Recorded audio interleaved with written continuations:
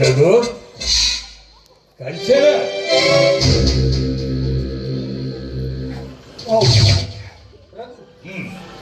ಹಾ, ನಿಮ್ ದಾರಿನೇ ಕಾಯ್ತಾ ಇದ್ದೆ. ಮುಂದೇನ್ ಮಾಡ್ಬೇಕು ಅಂತ ಹೇಳಿ. ರಘು, ಇವತ್ತು ನಿನ್ನ ಸೊಸೆ ಕಾಂಚನ ಆ ಶಿವನ ಮನೆಯ ಸೊಸೆಯಾಗಬೇಕು. ಅದ್ ಹೇಗೆ? ಹೇಳ್ತೇನೆ ಕೇಳು. ನೀನು ಇವತ್ತು ಹೋಗಿ ಶಿವಣ್ಣ ಇಲ್ಲಿಗೆ ಬರುವ ಹಾಗೆ ಮಾಡಬೇಕು. ಅವನು ಬರುವ ಸಮಯದಲ್ಲಿ ನಿನ್ನ ಸೊಸೆ ಕಾಂಚನ ಮೇಲೆ ಬಲಾತ್ಕರಿಸುವ ಒಂದು ನಟನೆ ಮಾಡುತ್ತೆ. ಅದನ್ನು ನೋಡು. ಇದರಿಂದ ನಮ್ಗೇನ್ ಲಾಭ? ಲಾಭ ಇದೆ, ಲಾಭ ಇದೆ. ನಾನು ಹೇಳಿದಷ್ಟು ಕೆಲಸ ಮಾಡು. ನಡೆ. ಓಕೆ. ಶಿವಣ್ಣ ಮನೆಗೆ ನಾನು ಹೋದ್ರೆ ಅವನಿಗೆ ಅನುಮಾನ ಬರುತ್ತೆ. ಅದಕ್ಕಾಗಿ ಬೇರೆಯೊಬ್ಬರನ್ನ ಅಲ್ಲಿ ಕಳಿಸಿ ಅವನನ್ನ ಇಲ್ಲಿಗೆ ಬರುವಂತೆ ಮಾಡ್ತೇನೆ. ಓಕೆ,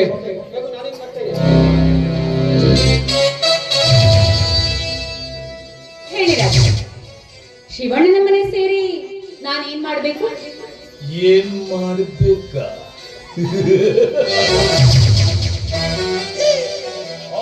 ಸಂಬಂಧದಲ್ಲಿ ಒಬ್ಬರನ್ನು ಪ್ರೀತಿಯೆಂಬ ನಾಟಕವಾಗಿ ಬೀಸಿಕೊಂಡು ಅವನ ಸರ್ವ ಆಸ್ತಿಯನ್ನು ಹಾಕಬೇಕು. ಅಷ್ಟೇ ತಾನೆ? ನೋಡ್ತಾ ಇದ್ದೀನಿ. ಆ ಶಿವಣ್ಣನ ಮನೆ ಸೇರಿ ಈ ಕಾಂಚಾಳ ಕೈ ಚಳಕ ಏನು ಅಂತ ತೋರಿಸ್ತೀನಿ. ಯಾಕಂದ್ರೆ ಆ ಶಿವಣ್ಣನಿಗೆ ಬಿಸಿಲಿನಲ್ಲಿ ಸಹ ಚಳಿ ಚಳಿ ಏನು ಅಂತ ಗೊತ್ತಾಗ್ಬೇಕು. ಆ ರೀತಿ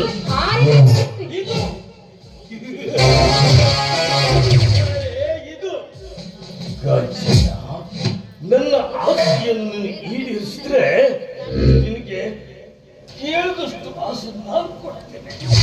ನಿಜವಾಗ್ಲೂ ಅಬ್ಬಬ್ಬ, ಬಡತನದಲ್ಲಿ ಬೆಂದು ಬೆಂದು ನನಗೂ ಸಾಕಾಗ್ಬಿಟ್ಟಿದೆ. ರಾಣಿ ಅಂತ ಇರ್ಬೇಕು ಅನ್ನೋದು ಆಸೆ ನನಗೂ ತುಂಬಾ ದಿನದಿಂದ ಇದೆ. ಆ ಆಸೆನ ನಿಮ್ಮಿಂದ ನೆರವೇರುತ್ತೆ ಅಂದ್ರೆ ಆದಷ್ಟು ಬೇಗ ನೀವು ಹೇಳಿದ ಕೆಲಸವನ್ನ ಯಾವುದೇ ಕಾರಣಕ್ಕೂ ನೀನು ರಘುವಿನ ಹೌದಾ? ಯಾರಿಗೂ ಅರಿಯದಂತೆ ನೀನು ಇರಬೇಕು.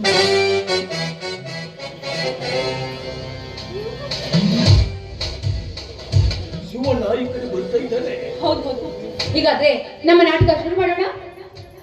ಅಯ್ಯೋ,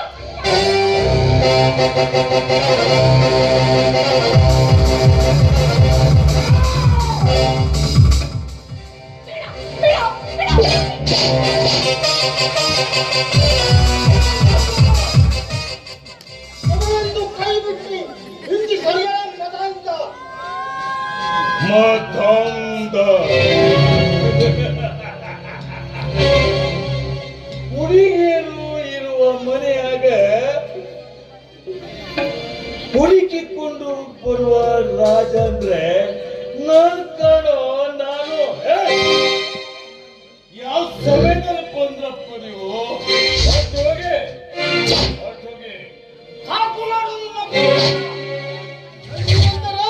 ನಿನ್ನ ಕಾಲಡಿಯಲ್ಲಿರುವ ಮಣ್ಣಿನಿಂದ ದುಡಿದಿರುವೆಯ ನಮಗೆ ಜನ್ಮ ನೀಡಿದವಳು ಹೆಣ್ಣು, ಹೆಂಡತಿಯಾಗಿ ಬರುವವಳು ಸಹ ಹೆಣ್ಣು, ಮಗನಾಗಿ ಹುಟ್ಟುವವಳು ಹೆಣ್ಣು. ಈ ಗಂಡಿನ ಜನ್ಮವೇ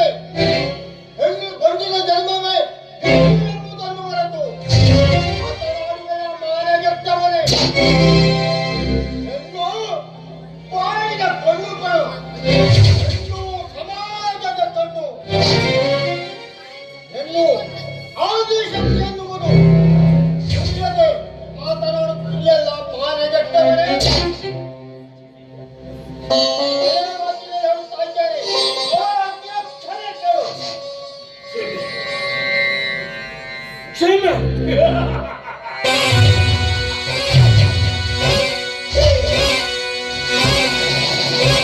ನೀನು ಹೇಳಿದ ಕ್ಷಣ ಕ್ಷಮೆ ಕೇಳಲು ನಾನು ಹೇಳಿಯಲ್ಲ.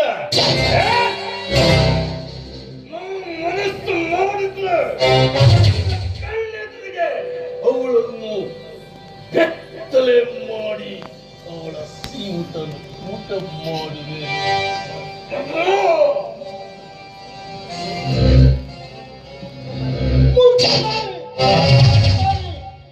ನಾಲಿಗೆ ನಾಗರಿಕತೆಯನ್ನ ತಿಳಿಸಿಕೊಡಬೇಕೇ ವಿನಃ ನಾಗರಿಕತೆಯಲ್ಲ. ನಾಲಿಗೆಗೆ ಹೊರಿತವಾಗಿರಬಾರದು, ಇರಬೇಕು. ಏನೆಂದ ದುರಂಕಾರಿ. ಒಳ್ಳೆ ಮಾತಿನಲ್ಲಿ ಹೇಳುತ್ತಿದ್ದೇನೆ, ನೀನು ಇನ್ನು ಮುಂದೆ ಕೆಟ್ಟ ವರ್ತನೆಯನ್ನು ತೋರಿದಂತಾಗಿ ಈ ಹಿಂದೆ ನಿನ್ನ ತಂದೆ ತಾಯಿಯನ್ನು ಊರಿನ ಹೊರ ಹಾಕಿದಂತೆ ನಿನ್ನನ್ನು ಹೊರ ಹಾಕಬೇಕಾಗುತ್ತದೆ. ಎಚ್ಚರ, ಎಚ್ಚರ.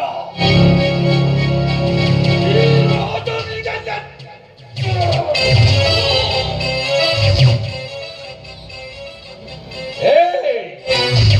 ನಿನ್ನ ಎಚ್ಚರ ಮಾತಿಗೆ ಬೆಚ್ಚಿ ಬೀಳಲು ನಾನೇನು ಹಾಲು ಕುಡಿದ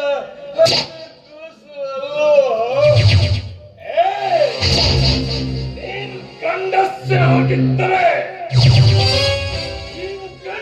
ಆಗಿದ್ದರೆ ಈ ಊರಿನಿಂದ ನನ್ನನ್ನು ಹೊರ ಹಾಕ ನನ್ನ ಮಗನೇ.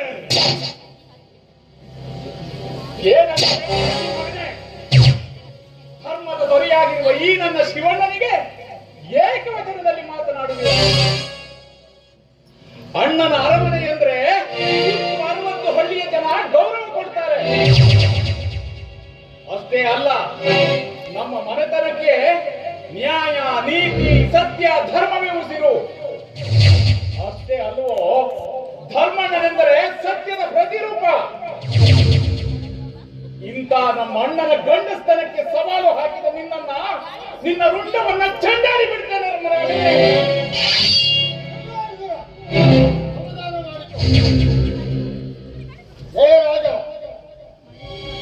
ನಿನಗೆ ಒಳ್ಳೆ ರೀತಿಯಲ್ಲಿ ನಡೆಯುವುದಕ್ಕೆ ನಿನಗೆ ಒಳ್ಳೆ ಅವಕಾಶವನ್ನು ಕೊಟ್ಟೆ. ಆದರೆ ನೀನು ಬದಲಾಗಲಿಲ್ಲ. ಬದಲಾಗುವಂತಹ ಗುಣಗಳು ನಿನ್ನಲ್ಲಿ ಇಲ್ಲ. ನಿನಗೆ ಇದೋ ನೋಡು, 1 ರೂಪಾಯಿಗಿರುವ ಧಾನ್ಯದ ಬೆಲೆ ನಿನಗಿಲ್ಲ.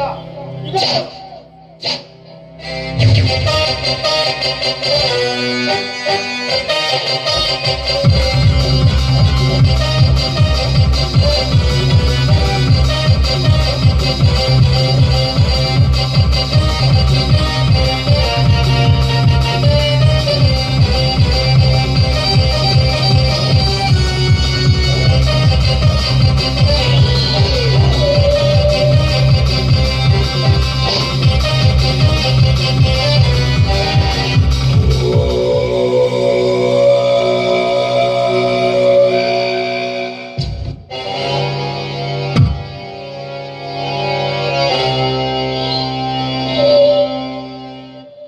ದಿವ್ಯ,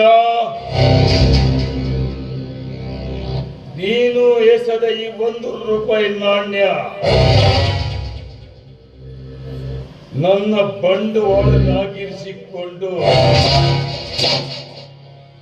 ನಿನ್ನನ್ನು ಬೀದಿಯಲ್ಲಿ ತಿರುಗುವ ಹಾಗೆ ಮಾಡಿ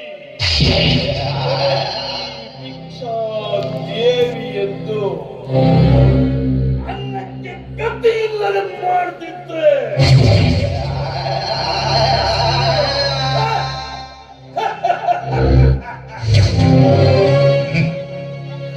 ರಾಜ ಅಲಿಯಾಸ್ ರಾಜ ನೀನು ಕೊಟ್ಟ ಬಿರುದು ರೂಪಾಯಿ ರಾಜನೇ ಅಲ್ಲ. ನನ್ನದೊಂದು ಮಾತು ಕೇಳು ಮಗನ, ಈ 1 ರೂಪಾಯಿ ನಾನು ತೋರುತ್ತೇನೆ. ರಾಜ ಬಿದ್ರೆ ಗೆಲುವುದನ್ನದು, ರಾಣಿ ಬಿದ್ರೆ ಸೋಲು ನಿನ್ನದು.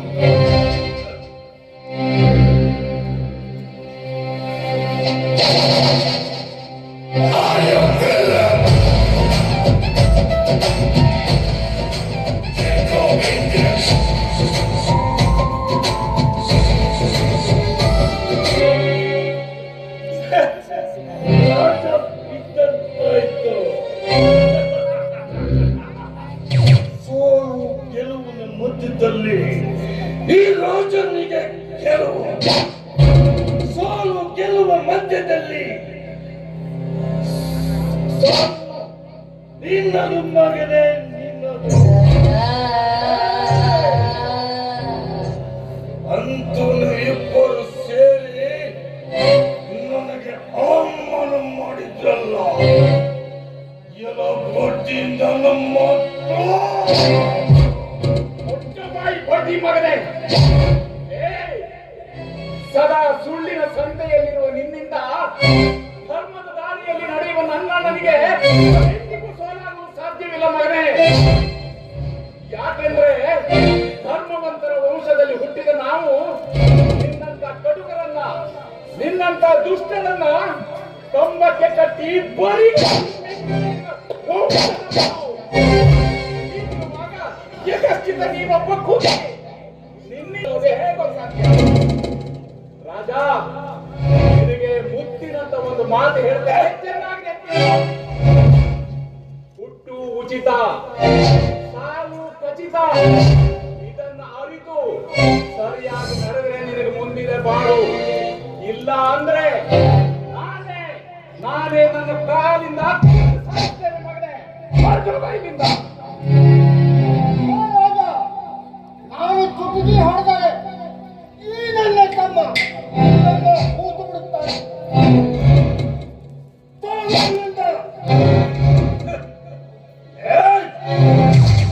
ತೊಲಗುವ ಮುಂದೆ ಒಂದು ಮಾತಾಡ್ತೀನಿ. ಈ ಮಲಗಿದ ಘಟ ಸರ್ಪವನ್ನು ಮೆಚ್ಚಿ ತಪ್ಪು ಮಾಡಿಬಿಟ್ಟು ಮಾತ್ರ ನೀವು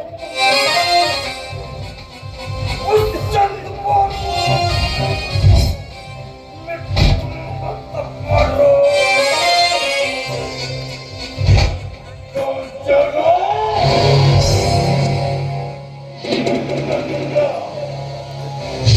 ನನಗೆ ಅವಮಾನ ಆದದ್ದು ನಿನ್ನಿಂದ, ಕೊನೆ ನಿನ್ನಿಂದ.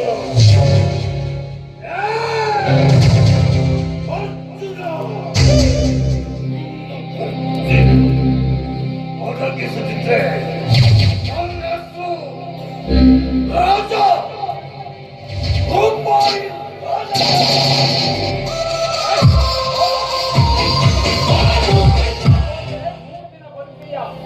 ಇಲ್ಲ ಅಂದ್ರೆ ಇದೇ ಕೋಣದಿಂದ ಕತ್ತರಿಸಿ ಹಾಕ್ಬಿಡ್ತಾನೆ. ಯಜಮಾನ್ರೆ, ಸರಿಯಾದ ಸಮಯಕ್ಕೆ ಬಂದು ನನ್ನ ಮಾನ ಪ್ರಾಣ ಎಲ್ಲ ಕಾಪಾಡಿದ್ರು. ಈ ನಿಮ್ಮ ಉಪಕಾರವನ್ನ ನಾನು ಯಾವತ್ತೂ ಮರೆಯಲ್ಲ. ಹೇಳಿದ್ರಮ್ಮ, ನಮ್ಮ ಕರ್ತವ್ಯವನ್ನು ನಾವು ಮಾಡಿದ್ದೇವೆ. ಅರ್ಜುನ, ಇವುಗಳನ್ನು ಕರೆದುಕೊಂಡು ನಮ್ಮ ಮನೆಗೆ ಬಾ. ನಾನು ದೇವಸ್ಥಾನಕ್ಕೆ ಹೋಗಿ ಬರ್ತೇನೆ. ಅರ್ಜುನ, ನಿಮ್ಮ ಧೈರ್ಯ, ಶೌರ್ಯ ನೋಡ್ತಾ ಇದ್ರೆ ನನಗೆ ವಿಚಿತ್ರ ಅನ್ಸುತ್ತೆ. ಒಂದ್ ರೀತಿಯಲ್ಲಿ ನೀವು ಈ ಕಲಿಯುಗದ ಅರ್ಜುನ ಇದ್ದ ಹಾಗೆ. ನೋಡಮ್ಮ, ನಿನ್ನ ಹೊಗಳಿಕೆ ಮಾತು ಏನು ಬೇಡ. ಬನ್ನಿ ಮನೆಗೆ ಹೋಗೋಣ. ಬೇಡ್ವಾ?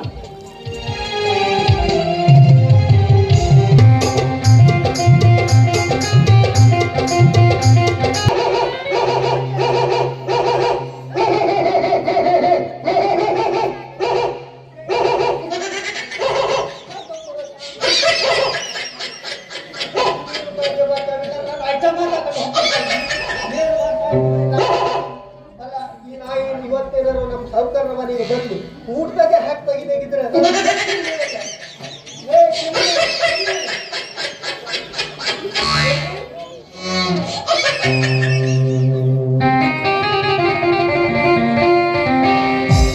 ಹೂವಿನ ಬಾಣದಂತೆ ಯಾರಿಗೂ ಕಾಣದಂತೆ ಹಾಡಿನ ಸಾಲಿನಲ್ಲಿ ಮೂಡಿದ ಪ್ರಾಣವಂತೆ ಶೀತಲವಾದಂತೆ ಬಂದೆನು ನೀ ಬಂದ ಮೇಲೆ ಬಂಗಿ ಮಾತೆನು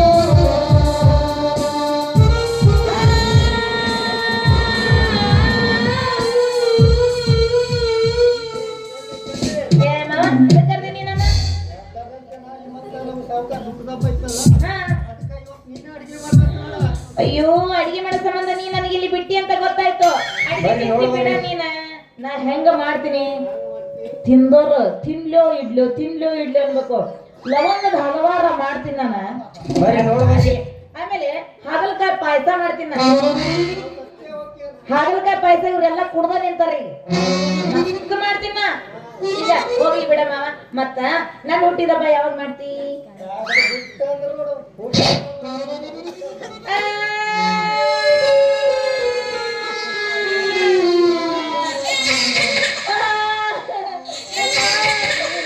ನಾನು ಹುಟ್ಟಿದಬ್ಬ ಮಾಡಲ್ಲ ಅಂತ. ಏನ್ ಮಾಡ್ತಿ? ಹಂಗ ಆಯ್ತು. ನಿಜ ಮಾಡ್ತಿ? ಸಡ್ಡಿಗೆ ಬಾ ಸಡ್ಡಿಗೆ. ಒಲ್ಲೆಪ್ಪ ಶೆಡ್ಡಿಗೆ ಬರ್ತಡೇ ಮಾಡ್ಕೊಳಕ್ ಅಲ್ಲೇ ಅಲ್ಲೇ ಇವ್ರು ಬಂದ್ರಲ್ಲ.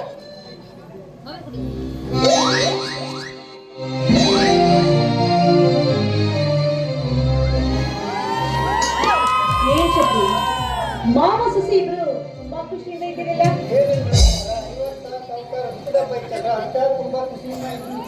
ಹೌದ್ರಿ ಅವರ ಹೌದಲ್ಲಪ್ಪ.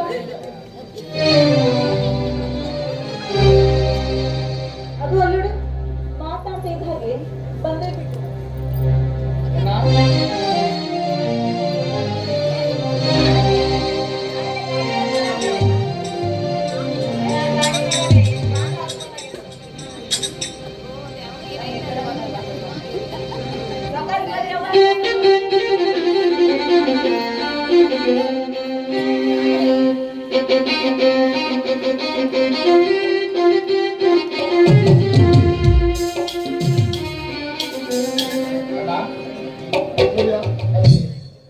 ನೀವಿಬ್ಬರು ಒಟ್ಟಿಗೆ ನಿಲ್ಲಿ. ನಾನು ಹೇಳತ್ತೀನಿ ನೀವು ನಿಲ್ಲಿ. ನಿಲ್ಲಬೇಕು ನೋಡಿ ಇಬ್ರು. ನನಗೆ ಆಶೀರ್ವಾದ ಮಾಡೋಣ.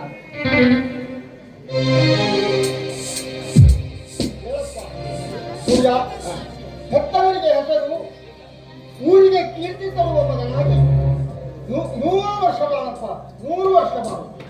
ಸೂರ್ಯ, ಜಗತ್ತಿನ ಬೆಳಗುವ ಸೂರ್ಯಂತೆ ಈ ಅಣ್ಣನ ಅರಮನೆಯಲ್ಲಿ ನೀನು ಸದಾಕಾಲ ನಗನಂತ ಇರ್ಬೇಕಪ್ಪ. ನಿಮ್ಮ ಆಸೆಯಂತೆ ಈ ಮನೆಯನ್ನು ಬೆಳಗುತ್ತೇನೆ.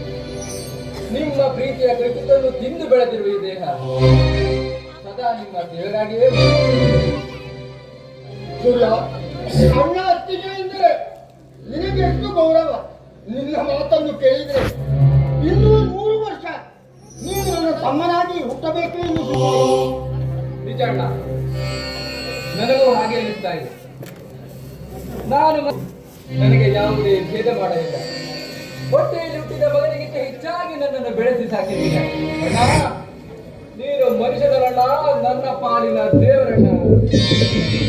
ಸೂರ್ಯ, ಇಷ್ಟು ದೊಡ್ಡ ಮಾತಿಗೆ ಏಕಪ್ಪ. ತ್ಯಾಗ ಮಾಡಿದವನು ನರಕ ಸೇರ್ತಾನೆ, ಸಮಾಜಕ್ಕೆ ಸೇರಿದವನು ಸ್ವರ್ಗ ಸೇರ್ತಾನೆ. ಒಟ್ಟೊಟ್ಟು ಎಂದರೆ ಜೇನುಗೂಡು. ಈ ಜೇನುಗೂಡಿಗೆ ಕಲ್ಲೇಟುಗಳು ನಮ್ಮನೇನು ಹೋಗಬೇಕಪ್ಪ. ಅಷ್ಟೇ ಸರ್. ನಿಜ ಅಣ್ಣ, ಈ ನಮ್ಮ ಜೇನುಗೂಡಿಗೆ ಯಾವನಾದರೂ ಕಲ್ಲೇಟು ಕೊಡಲು ಬಂದರೆ ಅವನ ಮುಂಡಗಳನ್ನು ಚೆಂಡಾಡಿ ಅಂಗಾಂಗಗಳನ್ನು ಕತ್ತರಿಸಿ ನಾಯಿಗಳಿಗೆ ಹಂಚಿಬಿಡುತ್ತೇನೆ. ಸದಾ ಏನಿಲ್ಲ ಧೈರ್ಯ ಇರಬೇಕೆನ್ನುವುದೇ ನನ್ನ ಆಸೆ.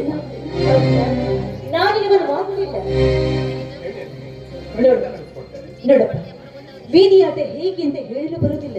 ಒಂದು ವೇಳೆ ಆ ದೈವರ ಬೈದಿಂದ ಈ ನಮ್ಮ ಅಣ್ಣನ ಅರಮನೆ ಅಪಾಯಕ್ಕೀಡಾಗಿದ್ದು ನಿಜವಾದ್ರೆ ಈ ಅಣ್ಣನ ಅರಮನೆಯನ್ನ ಕಾಪಾಡೋ ಭಾರ ಎಂತ ಮಾತು ಅಂತ ಆಡ್ತೀರ ಅಲ್ಲಿಗೆ? ತಾಯಿಗೆ ಪ್ರತಿರೂಪ ನೀವು, ತಂದೆಯ ಪ್ರತಿರೂಪ ಈ ನನ್ನ ಅಣ್ಣ. ನಿಮ್ಮಿಬ್ಬರ ಆಶೀರ್ವಾದ ನನ್ನ ಮೇಲೆ ಇರುವ ತನಕ ಈ ಅಣ್ಣನ ಅರಮನೆಗೆ ಅಪಾಯ ಬರುವುದು ಎಂದಿಗೂ ಸಾಧ್ಯವಿಲ್ಲ.